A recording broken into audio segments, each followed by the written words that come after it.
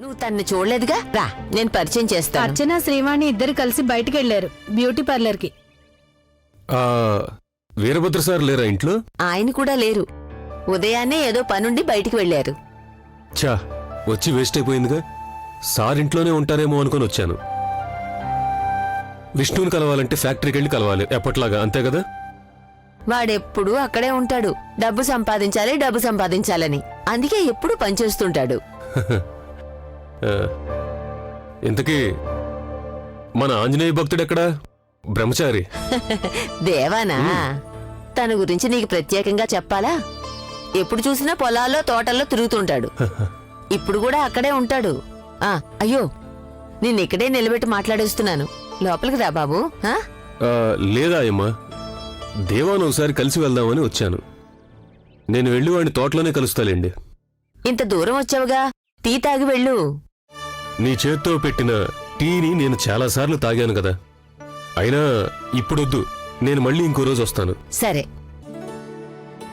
అన్నట్టు మీరా గురించి అడుగుదామనుకుని మర్చిపోయాను. తనెలా ఉంది? మీరా బాగానే ఉంది ఆయమ్మ. నాతో పాటే బయలుదేరింది, కానీ మధ్యలో పిన్ని వాళ్ళింట్లో దించేసి నేనిక్కడికొచ్చాను. నువ్వెందుకు తనని దింపేసి వచ్చావు? నీతో పాటు తీసుకురావచ్చు కదా. చూసి చాలా కాలమైంది బాబు. ఏదో ఒక రోజు తను నేను తీసుకొస్తా ఆయమ్మ. నిజానికి నేనిక్కడికి వస్తున్నానని తనకు తెలీదు, లేకపోతే తను కూడా వచ్చేది. నేను తన్ని అడిగినట్టు తనకి తప్పకుండా చెప్పాలి, సరేనా? అలాగే. నేను చెప్పకపోయినా సరే తనకు తెలుసులే ఆయమ్మా.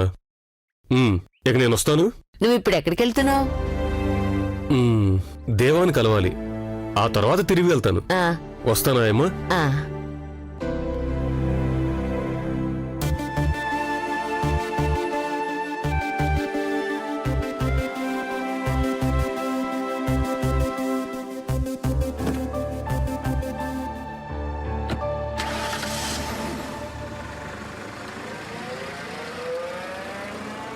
అతనెవరాయమ్మా?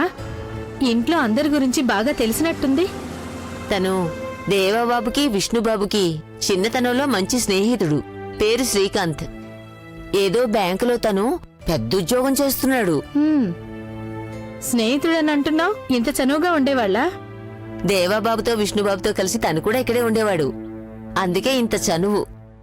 శ్రీకాంత్ వాళ్ళ నాన్న మన ఫ్యాక్టరీలోనే ఉద్యోగం చేసేవారు ఎన్నో ఏళ్లుగా. ఒక ప్రమాదంలో అతను చనిపోయినప్పుడు శ్రీకాంత్ని అలాగే తన చెల్లెలు మీరాని చదివించి ఎవరూ లేని వాళ్లని ఇక్కడికి తీసుకొచ్చి ఇక్కడే ఉంచారు. పెద్దవాళ్ళు అయ్యేంత వరకు వాళ్ళు ఇక్కడే ఉండేవాళ్లు, చనువుగా స్నేహంగా ఉండేవాళ్లు. చాలా రోజుల తర్వాత మళ్ళీ ఇప్పుడే ఇక్కడికి వచ్చాడు. ఓహో, ఏదేమైనా ఇది చాలా ఓవర్గా అనిపిస్తోంది. మరీ అంత చనువుగా ఉండడం ఎవరికీ మంచిది కాదాయమ్మా.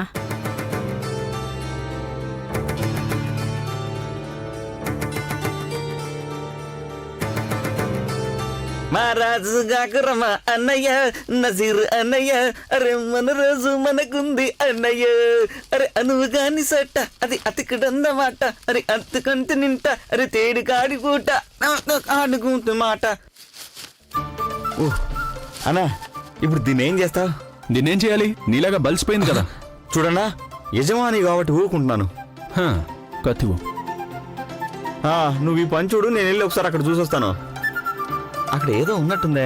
నీ మనసులో నాకు చోటేది పాప, నీ పాపలో బలయ్య బలయ్య హై గుండెల్లో గోలయ్య చెప్పాలయ్య. ఎండిపోయిన కొబ్బరి బొండం ఇదెక్కడి నుంచి వచ్చింది?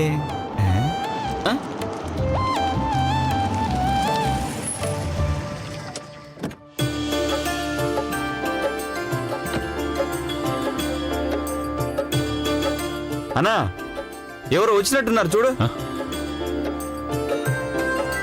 అన్నా, తను మన శ్రీకాంత్ అన్న కదా? సరిగ్గా చెప్పావు. మనిషిని చూసావా నువ్వు? ఎంత మారిపోయాడో, గుర్తుపట్టలేనంత మారిపోయాడు.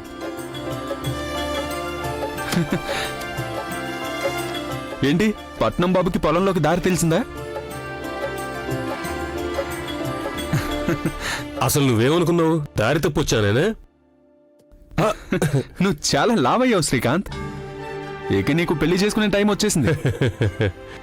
నీ మొహంలో పెళ్లికల్లా బానే కనిపిస్తుంది. అవును మరి, పెళ్లి గురించి నీకు బాగా తెలుసు కదా, అందుకే నాకు చెప్తున్నావు.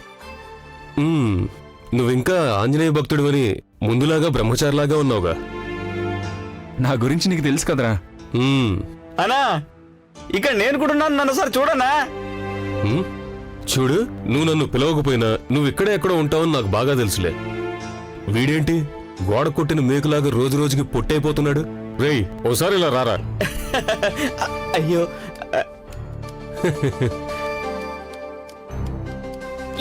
ఆ? ఏయ్, హలో అన్నా, చెయ్యంత మట్టిగా ఉందిలే అన్న. పర్వాలేదురా. అరే, నీలో ఏ మాత్రం మార్పు రాలేదు. చివరిసారిగా ఎప్పుడు చూశానో అప్పుడు ఇలాగే ఉన్నాడు. నీలో అసలు మార్పే రాదా? వీళ్ళలో పెరిగింది ఈ జుట్టు ఒక్కటే. ఈ జుట్టుకు నువ్వు ఏం వేసి పెంచుతున్నావు? పొలానికి వేసే ఎరువు వేస్తున్నావా? దానికి అదే పెరిగిపోతుందన్నా. అది సరే, విషయం చెప్పనా? ఎరా, నువ్వు ఇంటికెళ్ళి వస్తున్నావా? ఇంటికి వెళ్ళాను. నాన్నగారు లేరు, ఆయమ్మ ఉంది. మీరిక్కడ ఉంటారని ఆయమ్మే చెప్పింది. మరి నువ్వు ఊరు నుంచి ఎప్పుడొచ్చావు? ఈరోజు ఉదయమే వచ్చాను. ఎన్ని రోజులు ఉంటావన్నా? నీ సెలవు రోజులన్నీ బాగా ఎంజాయ్ చేయాలి. లీవ్ కాదురా, ఆన్ డ్యూటీ. ఇప్పుడు నాకు ఇక్కడికే ట్రాన్స్ఫర్ అయింది. ఆహా, ఇది బాగుంది. అయితే నువ్వు మళ్ళీ వెళ్లాల్సిన అవసరం ఉండదు. ప్రస్తుతానికి అక్కడికి వెళ్ళక్కర్లేదు. అక్కడున్న వేడి నేను భరించలేకపోతున్నాను. ట్రాన్స్ఫర్ అయింది ఇక్కడికే, రీజనల్ ఆఫీస్కి. వచ్చి రాగానే నాకు కొత్త అసైన్మెంట్ ఇచ్చారు. ఇప్పుడు ఇక్కడున్న ఈ బ్యాంక్లో ఏవో గందరగోళాలున్నాయి. దాన్ని పరిశీలించడానికే వాళ్ళు నన్ను ఇక్కడికి పంపించారు. అయితే కొన్ని రోజుల వరకు నువ్వు ఇక్కడే ఉంటావు అన్నమాట. ఇక్కడ నేను ఎన్ని రోజులు ఉంటాననే విషయం తెలియదు. బ్యాంక్కి వెళ్ళి డాక్యుమెంట్స్ పరిశీలించాకే ఏమైందో పూర్తిగా తెలుస్తుంది. ఎన్ని రోజులైనా సరే సమస్య పరిష్కరించే వెళ్తాను. ఇప్పుడు నువ్వు చేయబోయే ఉద్యోగం మన పక్కూర్లోనే కదా, నువ్వు సిటీకి వెళ్ళినంత దూరమేం లేదు కదా. ఇంకా ఆలోచన ఏంటి? ఎక్కడ ఎందుకు ఉండడం? ప్రశాంతంగా మా ఇంట్లో ఉండు. కొన్ని చిన్న చిన్న పనులున్నాయిరా. నేను కొంతమంది స్నేహితులను కలవాలి. తర్వాత నేను పిన్ని వాళ్ళ ఇంటికి వెళ్ళాలి. ముందుగా నేను చూసి వెళ్దామనే నేను ఇక్కడికి వచ్చాను. అలాగా? అయితే మరి వెళ్ళొచ్చేయి. వెళ్తాను. అన్నీ చూసుకుని నేను తర్వాత వస్తాను. రేపే బ్యాంకుకి వెళ్ళి పనులన్నిటినీ మొదలు పెట్టాలి. ఆ తర్వాత నిన్ను కలుస్తాను. రేయ్, ఏంటి సరేనా? అరే, నన్ను పడేస్తావేంటన్నా? ఇక్కడుంటే జాలీగా ఉంటుంది కదా, అందు గురించి ఉండమన్నాను. సరే, నేను వెళ్ళొస్తాను. ఓకేరా? మనిషి చాలా మారిపోయాడు కదన్నా.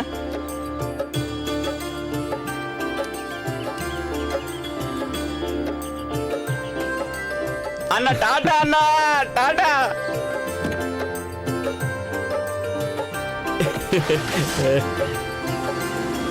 చిన్నప్పుడు స్నేహితుల్లో ఇంకా స్నేహంగా ఉండేది మన శ్రీ అన్న మాత్రమే. బ్యాంకులో పెద్ద ఉద్యోగి అయినా సరే నాతో ఎంతో చక్కగా, ప్రేమగా, హాయిగా మాట్లాడతాడు. తను ఇంత గొప్పవాడైనా పాత విషయాలు ఏమీ మర్చిపోలేదు. వాడు మనల్ని ఎలా మర్చిపోతాడు చెప్పు? మన బంధం అలాంటిది, మనము మర్చిపోలేదుగా. అది నిజమే. శ్రీ అన్న ఇక్కడే కదా పెరిగాడు, ఈ మార్తాండపురంలోనే పెరిగాడు. వాళ్ళ నాన్నగారు చనిపోయిన తర్వాత బ్యాంకులో ఉద్యోగం వచ్చి తను వెళ్ళి ఆ ఉద్యోగంలో జాయిన్ అయ్యేంత వరకు అన్ని ఖర్చులు ఎవరు పెట్టారు? అవన్నీ మర్చిపోయాడంటే అది అన్యాయం అవుతుంది. కానీ అన్న మర్చిపోకుండా కృతజ్ఞతగా ఉన్నాడు. డబ్బు ముఖ్యం కాదురా చిన్న. డబ్బులు ఇచ్చిన నాన్న సహాయం చేసిన వాళ్ళు చాలా మంది ఉన్నారు. శ్రీకాంత్ లాగానే ఇంకా చాలా మందిని చదివించారు. కానీ శ్రీకాంత్కి మన మీద ఉన్న ప్రేమ, ఆప్యాయత ఇంతవరకు ఇంకెవరిపైన లేదు. అందుకే ఇప్పటికీ మనల్ని మర్చిపోలేదు, ఇకపై మర్చిపోడు కూడా. నువ్వేంటి ఇంకా దీన్ని పట్టుకొని నిలబడ్డావు? ఇటీవు, నేను పెట్టొస్తాను. రై చిన్న, ఏంటన్నా? రై ట్యూషన్కి టైం అయిపోయిందిరా, నువ్వు త్వరగా రెడీ అవు. ఏంటి వెళ్ళు, నీకే చెప్తున్నాను. రై వెళ్ళరా, వెళ్ళి రెడీ అవు. ఇదిగో దీన్ని నువ్వే పట్టుకో, నేను రెడీ అయ్యి వస్తాను. ఈ చదువు కనిపెట్టిన వాడు నాకు దొరికితే వాడిని ఊరికే వదిలిపెట్టును. వాడిని ఏం చేస్తానో నాకే తెలియదు. రై త్వరగా వెళ్ళరా.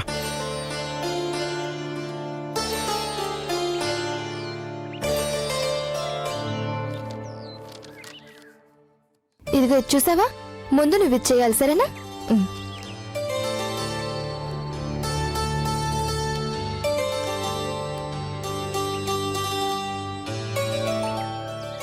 8 1 is 8, 8 2s are శ్రద్ధగా చదువు 16. హ్మ్?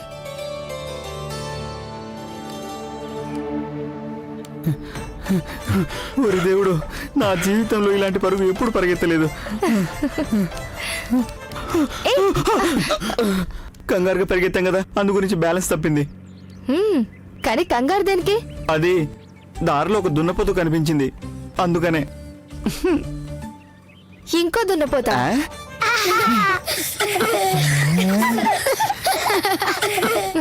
సరే సరే కూర్చోండి. మిమ్మల్ని కొట్టానంటున్నా, పళ్ళు ఎగిలిస్తున్నారు. ఇక చాలే, ఆపండి.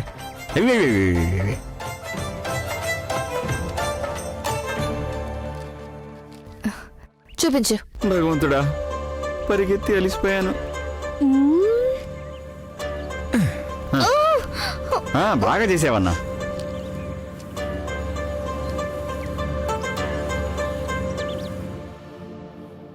బ్యాంకులో మీ నాన్నకేవో సమస్యలు ఉన్నాయనిపిస్తోంది. ఏం జరుగుతుందో ఏంటో. కానీ అమ్మా, నాన్న దాని గురించి ఎప్పుడు ఇంట్లో మాట్లాడడం వినలేదు, నేను అడగలేదు. నిన్ను కంగారు పెట్టడం ఎందుకని చెప్పుండకపోవచ్చు.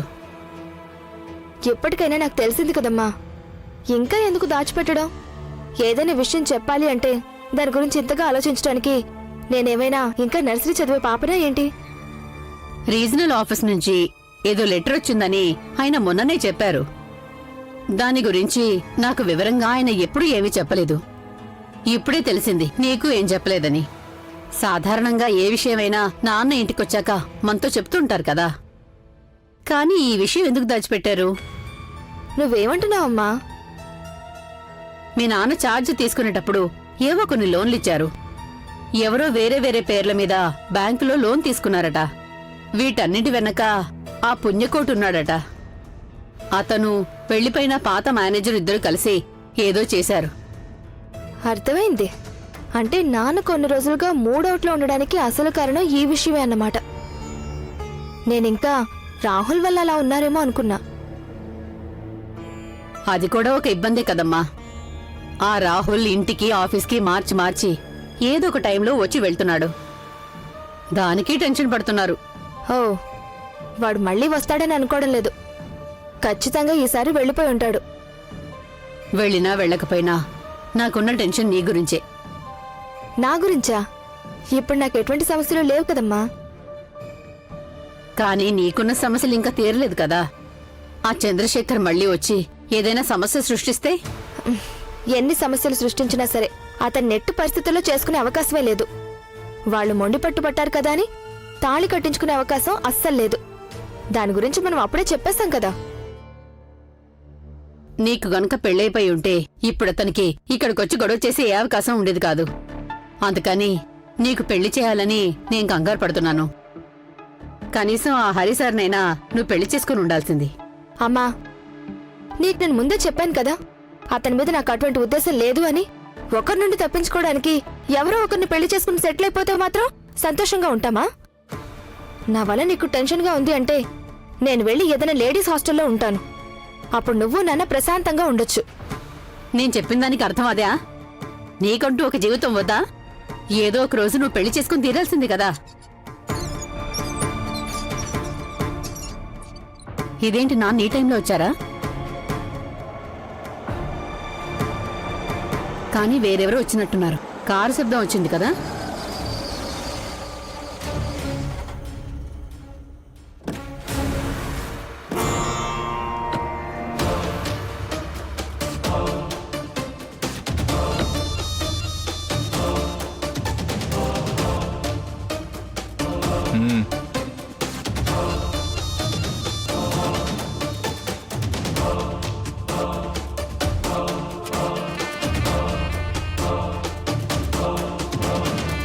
ఎవరమ్మా? రాహుల్ వాళ్ళొచ్చారు. అయ్యో భగవంతుడా, మనం మాట్లాడుకుంటూనే ఉన్నాం, అంతలోనే అతను వచ్చేశాడు.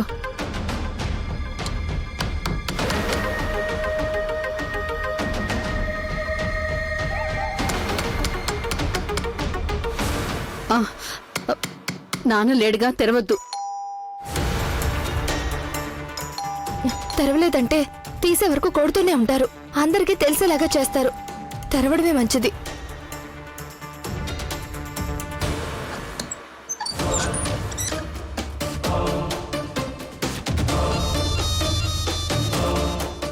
ఏం కావాలి? దాని గురించి నేను మీకు ముందే చెప్పాను కదా. దాని గురించి నేను కూడా మీకు ముందే చెప్పాను కదా. దాంట్లో ఏమైనా మార్పు ఉందేమో అని తెలుసుకోవడానికి వచ్చాను. చాలా రోజులు గడిచాయి కదా, ఊరు కూడా మారారు, నిర్ణయాలు మారడానికి అవకాశం ఉంది కదా. ఈ విషయంలో నా నిర్ణయం ఎప్పటికీ మారదు. లోపలికి రమ్మన్రా. అవసరం లేదు. ఇక్కడే నిలబెట్టి మాట్లాడి కుటుంబ విషయాలు అందరికీ తెలిసేలా చేస్తావా?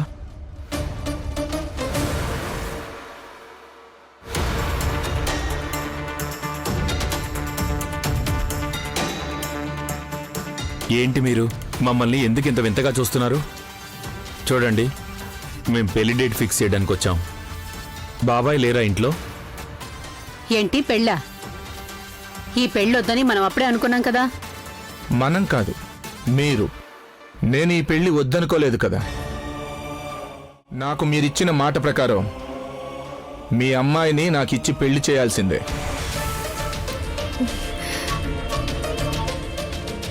మీ ఈ కోరిక ఈ జన్మకి తీరదు.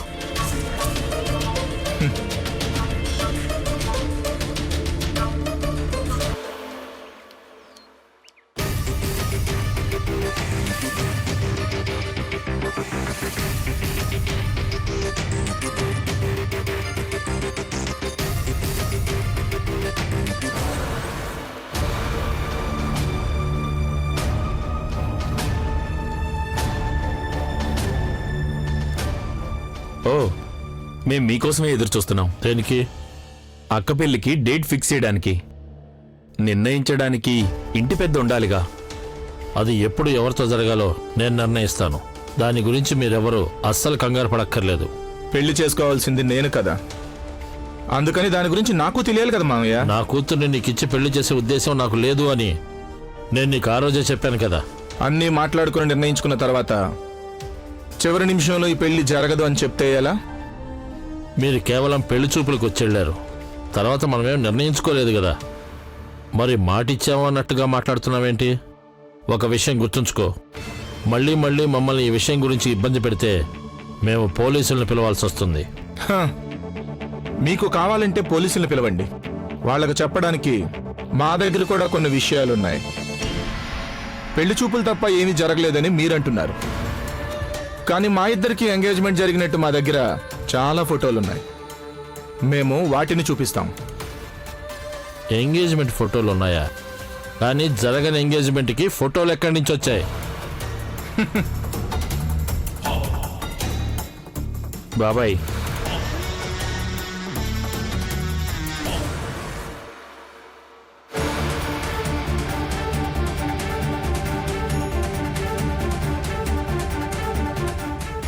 నువ్వు కూడా చూస్తావా?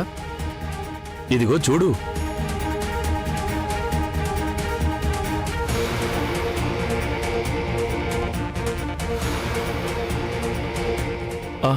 అయ్యో, పిన్ని చూడకుండా ఎలా? నువ్వు చూడు పిన్ని, మీ అమ్మాయి ఫోటో.